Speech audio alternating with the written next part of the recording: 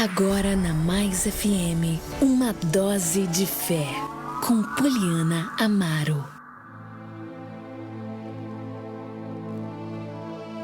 Muito bem, meus irmãos, nesse momento eu quero compartilhar com você uma dose de fé da Palavra de Deus, que se encontra no livro de 2 Reis, capítulo 22, a partir do versículo 1, que diz o seguinte: Josias tinha 8 anos quando começou a reinar e reinou por 31 anos em Jerusalém.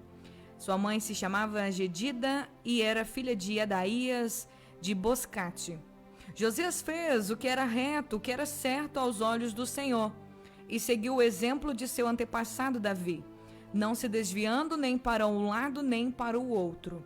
Versículo 8. O sumo sacerdote Ilquias disse a Safã, secretário da corte: encontrei o livro da lei no templo do Senhor. E Ilquias entregou o livro a Safã, que o leu. Versículo 11. Quando o rei ouviu o que estava escrito no livro da lei, rasgou suas roupas. Em seguida deu estas ordens ao sacerdote Ilquias: Aicã, filho de Safã, Aquibor, filho de Micaías, e Safã, o secretário da corte, e Asaías, conselheiro pessoal do rei: vão consultar o Senhor por mim, pelo povo e por todo o Judá. Perguntem a respeito das palavras escritas neste livro que foi encontrado. A ira do Senhor arde contra nós, pois nossos antepassados não obedeceram às palavras desse livro. Eles não fizeram tudo o que ele diz que devemos fazer. Essa história aqui, ela é uma história incrível, interessante. Josias, ele começou a reinar quando ele ainda era uma criança, ele tinha apenas 8 anos de idade. Ele foi o rei de Judá número 16, o 16º rei, que reinou sobre o reino do norte, sobre o reino do sul, que é o reino de Judá. Ele era descendente direto da linhagem de Davi. Então, para você conhecer um pouco a história, aqueles que governaram sobre o reino do sul, que é o reino de Judá, eles eram descendentes direto do rei Davi. O reino passou de pai para filho, de pai para filho, de pai para filho, até chegar em Jesus. No reino de Israel, não, já foi o contrário. No reino de Israel não tinha linhagem pura. Haviam conspirações, haviam assassinatos, uma pessoa matava lá o rei e tomava o lugar do rei. Então a linhagem não era uma linhagem passada de pai para filho. Mas Deus prometeu para Davi que o trono dele seria para sempre. E por amor a Davi, Deus permitiu, Deus conservou que os reis de Israel que governassem sobre Jerusalém, sobre todo o reino de Judá, o reino do sul, fossem descendentes dele, de pai para filho. Vocês entenderam? É muito interessante a gente saber disso. Só que mesmo diante dessa circunstância, quando a gente lê a Bíblia, a gente pensa assim: as histórias aconteceram uma atrás da outra. E não, gente, são anos de história resumidos aqui nas Escrituras Sagradas. E nós precisamos entender uma coisa: o povo de Israel sempre foi tentado a se afastar de Deus. Eles sempre, de uma geração para outra, foram tentados a se afastar do Senhor. Sabe por quê? O mais importante para a gente poder ficar firme na presença de Jesus é conhecer Jesus. Você precisa conhecer o Senhor. E você só pode conhecer o Senhor se alguém falar com você dele. Você só pode conhecer a Deus, só podemos conhecer a Deus se ouvirmos a palavra dele. Não tem como conhecer uma pessoa da qual a gente não foi apresentado para ela. Nós precisamos ser apresentados para Deus e começar a relacionar com Deus para conhecê-lo.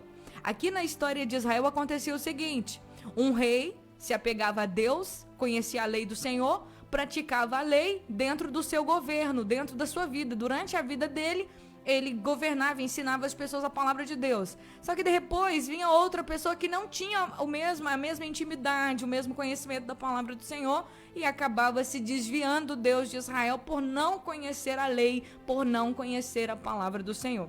Quando Josias assumiu o governo aqui do reino de Judá, ele tinha 8 anos de idade, e quando ele tinha lá os seus 20 anos de idade, ele diz a palavra que ele fez o que era reto aos olhos do Senhor. Ele tinha um coração com as mesmas intenções do Davi, do seu antepassado Davi, para buscar a Deus.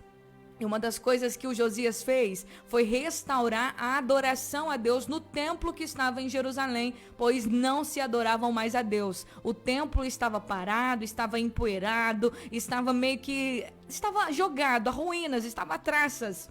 E diz a palavra que Josias ele chamou os sacerdotes e ele ele organizou a reforma do templo. Enquanto os sacerdotes estavam lá reformando o templo, o que eles acharam no meio dos escombros lá, no meio das coisas dentro do templo? Acharam a lei do Senhor. E quando acharam o livro da lei do Senhor, eles levaram esse livro para o secretário, que leu esse livro diante do rei. Quando Josias ouviu as palavras que estavam escritas no livro da lei de Deus, ele rasgou as suas vestes e ele disse: pelo amor de Deus, gente, vão consultar um profeta, porque nós fizemos tudo errado. Nossos antepassados, nossa nação, nós fizemos tudo errado. Não estamos andando dentro da lei de Deus, não estamos andando debaixo da palavra do Senhor. Vão consultar a Deus por nós, para que a gente saiba o que fazer. E eles foram consultar ao Senhor. E diz a palavra de Deus que houve arrependimento a partir daquele momento. Houve arrependimento na nação, houve arrependimento no coração do rei Josias, houve restauração, houve reforma da adoração naquele tempo. O que eu aprendo com essa palavra e o que eu quero passar para você, meu querido, minha querida, com essa mensagem, que nós precisamos atentar e buscar a palavra de Deus, que muitas vezes fica esquecida dentro de nossas vidas. Quantas vezes a palavra de Deus está esquecida dentro da sua casa, está esquecida dentro dos seus 24 horas, dentro do seu dia, você se esquece da palavra de Deus. Quantas pessoas estão com a palavra de Deus perdida dentro de si mesmas, só lembram da palavra do Senhor de vez em quando. Nós não podemos nos enganar, nós só podemos arrepender dos nossos pecados através da revelação da palavra de Deus. É a palavra de Deus que nos mostra o que podemos, o que precisamos melhorar. É a palavra de Deus que nos transforma. Mas se não termos a palavra de Deus diante de nós, se não meditarmos na palavra, como iremos nos arrepender? A mensagem do Evangelho, a primeira mensagem do Evangelho, a primeira mensagem que Jesus veio anunciar, que João Batista já começou anunciando lá no deserto, é a mensagem do arrependimento. Arrependei-vos, porque é chegado o reino de Deus. Mas a única maneira, a única forma de nos arrependermos é conhecendo, é lendo, é sabendo o que está escrito na palavra. Porque se você não sabe o que está escrito na palavra, você não vai se arrepender. E sem arrependimento não dá para entrar no reino de Deus. Sem arrependimento não dá para ter a vida eterna. Nós precisamos entender, hoje o templo não é uma construção feita por mãos de homens. Hoje o templo que Deus habita é o nosso próprio corpo. Você é o templo de Deus, você é a casa de Deus. E onde hoje a palavra de Deus fica esquecida, fica perdida, é dentro de nós. Lembramos de olhar as redes sociais, lembramos de conversar com os amigos, lembramos de ligar o noticiário, lembramos de olhar as notícias de última hora, lembramos das modinhas do dia a dia, das coisas que estão acontecendo aí no Brasil, no mundo, mas esquecemos da palavra de Deus. Não deixamos a palavra de Deus empoeirada, perdida dentro da nossa vida, dentro do nosso tempo. Não tiramos um momento para conhecer as Escrituras. E quando não fazemos isso, estamos perdendo a nossa vida. Quando você não procura conhecer a palavra de Deus, quando você não procura a palavra de Deus dentro de você, quando você não traz a palavra para dentro de você, você está perdendo seu tempo, você está perdendo a sua eternidade, você está perdendo a sua vida. Eu vou te falar uma coisa, meu querido, minha querida. Essa vida aqui é passageira. Ela é uma passagem. Ela vai passar tão rápido como ela chegou na terra. Mas aquele que faz a vontade de Deus permanece para sempre. Nós precisamos ter esse cuidado, nós precisamos ter esse zelo, nós precisamos ter essa preocupação. Quando o rei Josias ouviu o que estava escrito no livro da lei, ele se desesperou, dizendo: nós pecamos, tem coisas dentro de nós que desagradam a Deus. A gente hoje fica pensando: poxa, Deus é o Deus de amor, eu posso fazer tudo o que eu quiser, que Deus vai me amar, Ele me ama e não vai me tratar com juízo, Ele não vai me tratar com rigor. Gente, nós precisamos entender, existem palavras que são para filhos e existem palavras que são para ímpios. Para o ímpio tem o julgamento, o filho obedece a palavra. Todo filho de Deus ouve as palavras do Senhor e a obedece. Agora o ímpio, Ele ouve a palavra de Deus e despreza. Para esse tem juízo, tem julgamento. Para esse tem sim as coisas que ele vai colher pelas suas ações, pela sua desobediência à palavra. Não erreis, não se enganem. De Deus ninguém zomba. Tudo que o homem semear, isso também ele vai ceifar.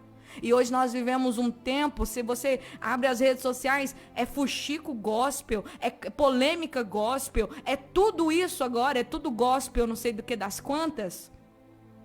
É gente aí que fala que é de Deus, mas tá igualzinho o povo do mundo, sabe? Estão andando, vivendo, fazendo, falando, cantando, como se realmente, sabe, distorcendo a verdade de Deus, distorcendo a palavra de Deus. E nós temos que ter cuidado, meu querido, minha querida. Nós precisamos conhecer as Escrituras. E isso é responsabilidade sua, é responsabilidade minha. Cada um dará conta de si mesmo para Deus.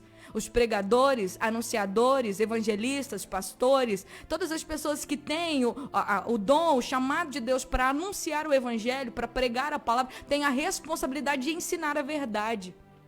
Mas cabe a cada um de nós, os que pregam e os que ouvem, os que anunciam e os que são anunciados pela palavra, cabe a cada um de nós cuidar da nossa vida em obedecer a palavra de Deus. Não pense que porque Deus é um Deus de amor, Ele também não é um fogo consumidor. Não se engane, achando que Deus vai passar a mão na cabeça de quem peca, de quem vive de acordo com a sua própria vontade.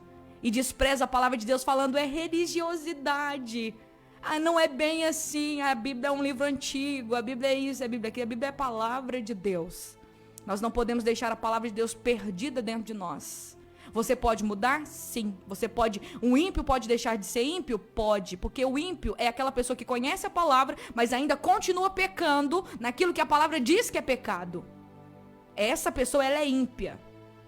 Para o ímpio tem juízo, justiça, tem julgamento. A palavra que hoje nos justifica, ela vai nos julgar amanhã.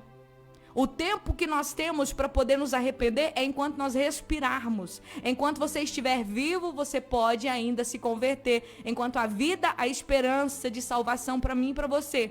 Mas parou de respirar, morreu nos pecados, morreu no engano, meu querido, já era. O que resta agora é só o julgamento. Então nós precisamos ter esse cuidado. Busque a palavra de Deus. Não deixe a palavra de Deus perdida no seu tempo, no seu dia. Você tem 24 horas. Não deixe a palavra de Deus perdida dentro de você. Você é o templo. Pegue a palavra de Deus, leia ela. Peça o Espírito Santo para te ensinar. Pratique ela. Porque quando você fizer isso, você vai conhecer a vontade do Senhor para a sua vida e vai viver uma vida de vitória. É a palavra que nos liberta, é a palavra que nos limpa, é a palavra que nos transforma, é a palavra que nos renova, é a palavra que muda a nossa existência. E nós não podemos ignorar essas coisas. Eu não venho aqui, gente, para falar palavras bonitas. O que o Senhor coloca na minha boca, eu falo para vocês. Não estou aqui para passar a mão na cabeça de ninguém, nem para poder ficar bajulando com palavras bonitas. Não. O mais importante, o que eu desejo é chegar no céu e encontrar você lá. O que eu desejo é que quando nós chegarmos no céu, nós possamos falar, ô glória, a palavra nos sustentou, sustentamos uns aos outros, exortamos uns aos outros, fortalecemos uns aos outros, porque o mais importante é a nossa salvação, é a vida eterna que Jesus nos oferece. Conheça a Bíblia, leia a Bíblia e nesse momento vamos orar. Agora na Mais FM, a oração da fé, com Poliana Amaro.